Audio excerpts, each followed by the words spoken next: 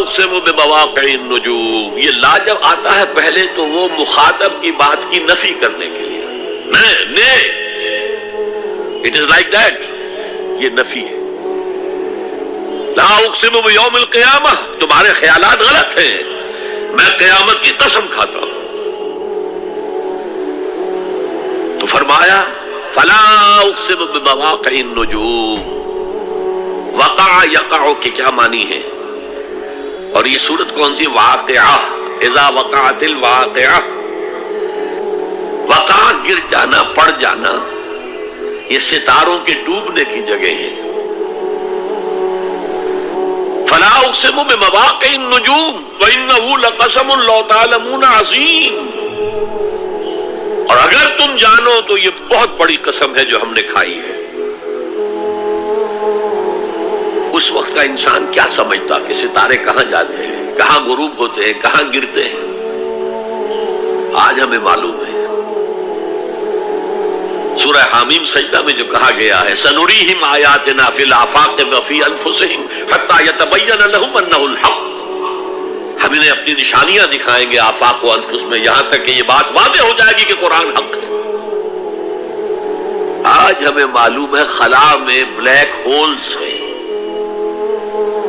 اور یہ black holes بڑے بڑے ستاروں کے پچکنے سے، پچک جانے سے پیدا ہوئے. اور جب وہ بڑے ستارے پچکتے ہیں، جو خلا پیدا ہوتا ہے، ویکیوم، اس میں بڑی طاقت ہوتی ہے، اس کے پاس سے کوئی سیارہ، کوئی ستارہ گزر جائے اسے کھینچ لیتا ہے قبر کے اندر. یہ بلیک ہولز کا تصور. اسی لیے اللہ نے اس وقت کے لوگوں کے لیے کیا کہا؟ فلا اقسم بمواقع النجوم وانه لقسم لو تعلمون عظیم انه لقرآن کریم. یہ بہت باعزت قرآن ہے. فی کتاب مکنون، ایک چھپی ہوئی کتاب میں ہے. لا یمسہ الا المطہرون، اسے چھو ہی نہیں سکتے مگر انتہائی پاک ہستیاں. اس کے کیا معنی ہے؟ پہلی بات تو ہمیں معلوم ہو گئی، مراد فرشتے ہیں. بے ایدی سفرۃ کرام بررہ، اسی کی شرح ہو رہی ہے نا. اسی سے ایک فقہی مسئلہ نکالا گیا کہ بغیر وضو کے ہاتھ نہ لگاؤ. لیکن اس کا اصل مفہوم کیا ہے وہ سمجھیے. قرآن کی روح تک کوئی نہیں پہنچ سکتا جب تک کہ تزکیہ نفس نہ ہو گیا. اگر حب مال، حب دنیا، حب جاہ، حب شہرت، اگر یہ تمام محبت نے دل سے نکل نہ جائے تو قرآن کی روح تک آپ کی اپروچ نہیں ہوگی. مولانا روم نے کہا ہے، اگرچہ ذرا میں سمجھتا ہوں کہ انہوں نے بہت سخت الفاظ استعمال کیے ہیں، ماز قرآن مغزہا برداشتے مستخا پیش سگا انداختے. ہم نے قرآن سے اس کا مغز لے لیا ہے، جو ایسنس ہے وہ کھینچ لیا ہے. ہڈی کا گودا جو ہے وہ ہم نے نکال لیا ہے. ہڈیاں ہم نے پھینک دی ہیں کتوں کے سامنے جو لڑ رہے ہیں. علم کلام کا مسئلہ ہے صفات حق حق سے جدا یا عین ذات. قرآن مخلوق ہے یا نہیں ہے، غیر مخلوق، اور بڑے بڑے ہو رہے ہیں اس کے اوپر. یہ کتے لڑ رہے ہیں ان ہڈیوں کے اوپر. ہم نے اس میں سے اصل شے نکال لی. وہ کیا ہے؟ اللہ کی محبت، اللہ کی معرفت. یہ ہے اصل شے. ماذ قرآن مغزہ برداشتے استخا پیش سگا انداختے. تو جب تک انسان کا باطن پاک نہ ہو جائے وہ قرآن کے چھلکوں سے کھیلتا رہے گا، چاہے وہ کہنے کو مفسر ہو، قرآن کے باطن تک کبھی نہیں پہنچے گا. فی کتاب مکنون لا یمسہ الا المطہرون تنزیل من رب العالمین. یہ تھوڑا تھوڑا کر کے اتارا گیا ہے رب العالمین کی طرف سے. انزال کے معنی ہے دفعتاً اتار دینا. لیلۃ القدر میں آیا انا انزلناہ فی لیلۃ القدر. رمضان کے بارے میں شہر رمضان الذی انزل فیہ القرآن، باب افعال، لیکن حضور پر ایک دم نہیں اترا، تھوڑا تھوڑا تھوڑا تھوڑا 23 برس میں جا کر اس کی تکمیل ہوئی۔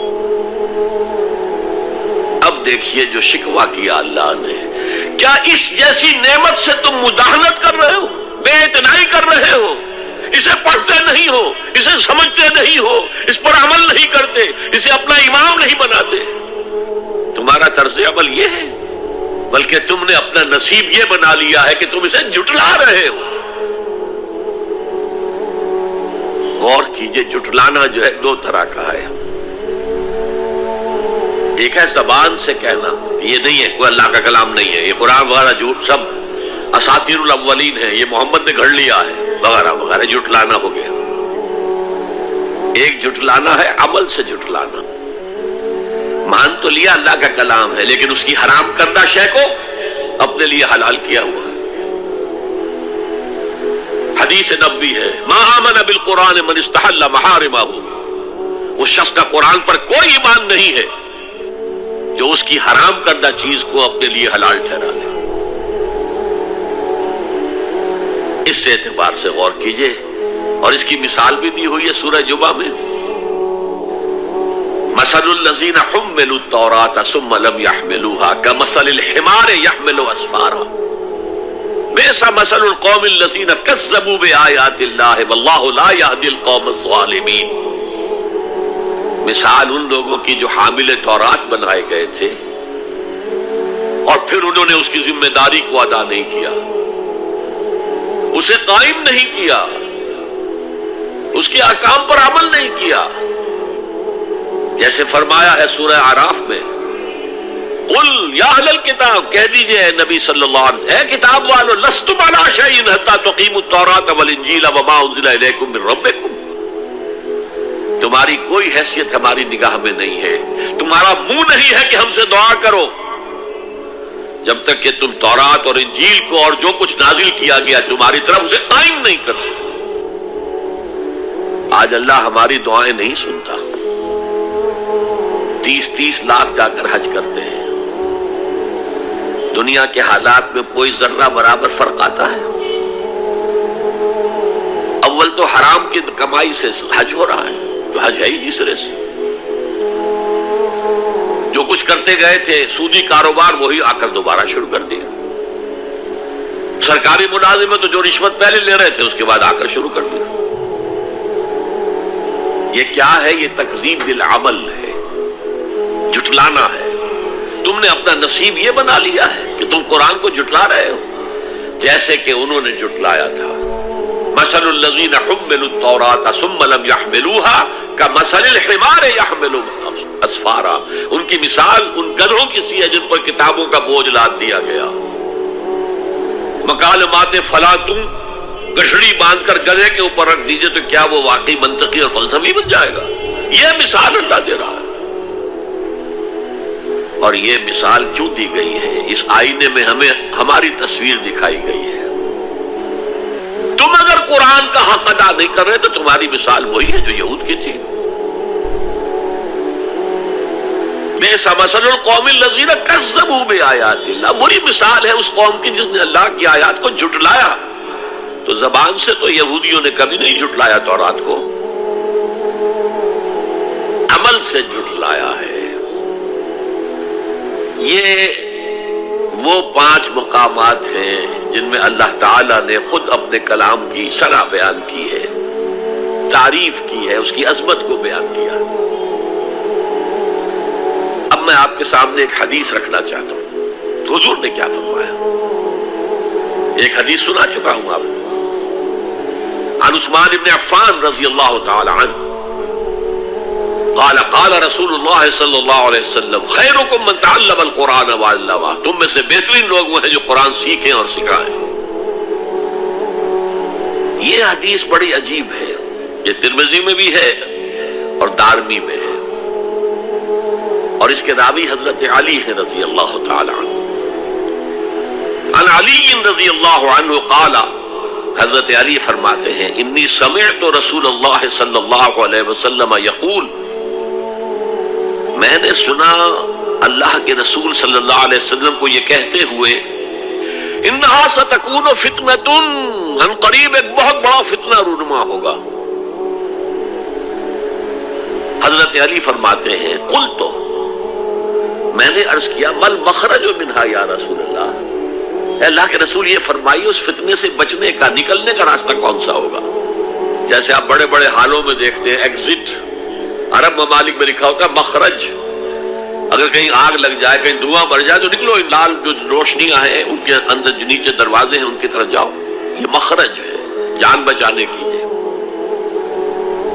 یہاں ایک لحظہ توقف کر کے ہمارا اور صحابہ کا جو فرق ہے اس کو نوٹ کر لیجئے۔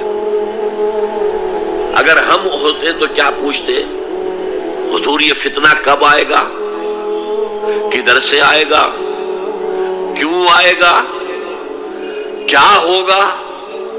یہ سارے سوالات کرتے نا، جن کا عمل سے کوئی تعلق نہیں، معلومات ہے۔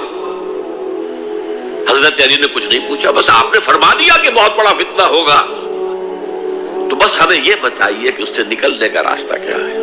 اب سنیے حضور کی زبان سے قرآن مجید کی مدح۔ قال کتاب اللہ، فتنوں سے بچانے والی اللہ کی کتاب ہے۔ فیہ نبأ ما قبلکم، اس میں تم سے پہلے جو تھے ان کی بھی خبریں ہیں، قوم نوح اور قوم عاد اور قوم سمود اور قوم مدین اور آل فرعون اور سدوم اور عمورہ کی بستیوں کے حالات ہیں کہ نہیں؟ وَخَبَرُ مَا بَعْدَكُمْ، اس میں تمہارے بعد جو آنے والے حالات ہیں وہ بھی درج ہیں، ذرا کھدائی کر کے نکالنا پڑتا ہے ورنہ حالات موجود ہیں۔ ایک اوپر کی چیز ہے، سامنے کی چیز ہے، ایک ذرا اندر سے کھدائی کر کے، لیکن یہ کہ حضور فرما رہے ہیں خبرو ما بعدکم وحکم ما بینکم، اور جو بھی اختلافات تمہارے درمیان ہوں گے ان کا فیصلہ بھی اس کتاب میں موجود ہے۔ کاش کہ ہم اپنے مذہبی اختلافات کو رفع کرنے کے لیے قرآن کی طرف رجوع کریں، جو حبل اللہ ہے، واعتصموا بحبل اللہ جميعا ولا تفرقوا۔ تو فرمایا کتاب اللہ فیہ نبأ ما قبلکم وخبر ما بعدکم وحکم ما بینکم، هو الفصل لیس بالحزل، وہ فیصلہ کن کلام ہے، ایسے ہی یابہ گوئی نہیں ہے، یہ قرآن کی آیات ہے۔ انہ لقول فصل وما هو بالحزل، سورہ طارق کے اندر آیا، طارق میں هو الفصل لیس بالحزل من ترکہ من جبار قسمہ اللہ، اگر کوئی جبار شخص اپنی سرکشی میں اس قرآن کو ترک کر دے گا اللہ اسے پیس کر رکھ دے گا۔ وَمَنِ ابْتَغَى الْهُدَى فِي غَيْرِهِ أَضَلَّهُ اللَّهُ، اور جو کوئی ہدایت حاصل کرنا چاہے گا قرآن کے سوا کسی اور چیز سے، اللہ اسے لازماً گمراہ کرے گا۔ کتاب ہدایت تو یہ ہے۔